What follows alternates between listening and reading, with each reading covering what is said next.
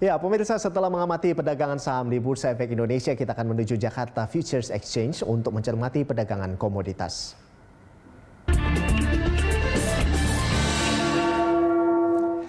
Dan untuk membahasnya, kita terkait dengan perkembangan pasar komoditas, kita telah terhubung dengan analis PT Best Profit Futures, Rian Santana. Iya, selamat pagi Mas Rian. Mas Rian, ini harga emas sudah kembali ke level 1.800-an. Nah, ini apakah sudah mulai bisa akumulasi atau tunggu lebih turun lagi mungkin atau seperti apa, Mas? Oke Mas, terima kasih untuk Mas Orlan dan selamat pagi untuk kita semua ya. Benar, saat ini Mas sudah mencapai titik level 1.800-an ya. Cuman hanya saja yang saya lihat di kondisi sekarang ini Mas tetap masih bergerak di range 1.870-an dan sempat semalam juga menembus angka 10-an something gitu ya.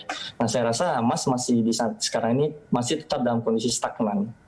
Yang di situ-situ saja, menunggu sentimen-sentimen besar untuk ke depan ini, yaitu di bulan November mendatang, yaitu ada Pilpres Presiden di Amerika yang sama-sama kita tahu, dan juga mungkin memang ada rumors yang dimana cita-cita keluarnya vaksin untuk COVID-19 yang membuat memang harga bergerak kemarin cukup terpuruk ke bawah gitu loh Mas. Nah, jadinya saya rasa memang di sini pelaku pasar harus lebih bijak mengambil satu aksi dari entry posisi supaya tidak salah ketika kondisi memang saya rasa dia ke depan akan naik lagi ke 1960 sampai 80-an untuk ke depannya. Karena sama seperti tahun sebelumnya, COVID-19 juga masih terpuruk, ekonomi juga masih memburuk gitu ya. Nah, jadi memang harus benar-benar bijak dalam melakukan aksi taking posisi gitu loh.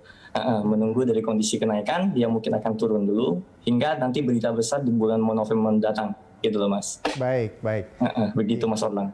Ya, nah selanjutnya apakah dengan banyaknya sentimen positif baik global maupun internal ini membuat harga emas terus turun begitu Mas? Atau bagaimana? Pastinya Mas, itu cukup membawa dampak yang positif ya. Maksudnya ketika kata kondisi emas pasti berpengaruh dengan ekonomi yang pastinya. Nah, sentimen-sentimen seperti sekarang ini yang saya rasa lebih dampaknya ke global Mas.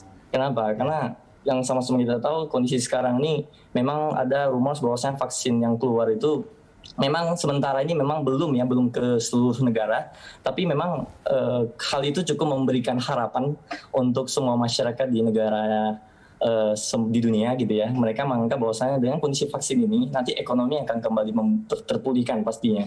Nah, di sana pasti kalau misalnya ekonomi terpulih, emas juga akan turun kan. Jadi sentimen positif itulah yang menyebabkan harga emas terus dari kemarin menurun terus. Apalagi di kondisi keputusan besok bulan November Pilpres Presiden ya, kita rasa itu juga membuat pelaku pasar melakukan aksi taking profit taking sehingga emas mengalami satu penurunan. Nah gitu loh Mas Orlan. Baik, Mas Rian, nah ini kan Omnibus Law sudah resmi menjadi undang-undang. Nah selanjutnya ini apa dampaknya terhadap pasar komoditas? Yang saya rasa Omnibus Law itu sudah resmi menjadi undang-undang, memang saya rasa cukup membawa dampak yang bukan positif ya, arti kata juga negatif juga memang untuk beberapa sektor. Kenapa? Karena di sini memang seperti beberapa sektor seperti sawit ataupun pertambangan gitu ya, pasti namanya Omnibus Law ini kan memperhambat kondisi kinerja karyawan-karyawannya ataupun baik buruh ataupun pekerja lainnya untuk melakukan maksimalnya memang totalitas mereka dalam melakukan aktivitas, sehingga dapat memperlambat setiap kinerja yang mungkin sebelumnya udah kecapanannya begini, pada dasarnya begini, tapi dengan kondisi adanya Omnibus Law menyebabkan kondisi kekhawatiran bagi pekerja. Jadi pastinya memperlambat sektor sawit lah dengan pertambangan Mas, yang saya rasa. Baik, nah selanjutnya kita tahu beberapa waktu lalu Bank Indonesia menahan suku bunga di 4% ini ya. Nah ini komoditas apa ini yang paling terdampak Mas Rian? Kalau misalkan dari kemarin kita lihat memang BI tetap menahan ya suku bunga itu di 4%. Ya. Nah itu sebenarnya membawa dampak yang sangat-sangat berdampak malah Mas untuk sektor sawit ataupun berimbas pada petani sawit ya. Terus juga memang pertambangan juga tetap berefek. Kenapa? Karena pastinya orang akan beralih pastinya ke safe haven lah Mas. Lebih ke safe haven dari kondisi memang suku bunga yang turun, otomatis juga jumlah dari permintaan juga pasti turun baik di sawit ataupun di pertambangan.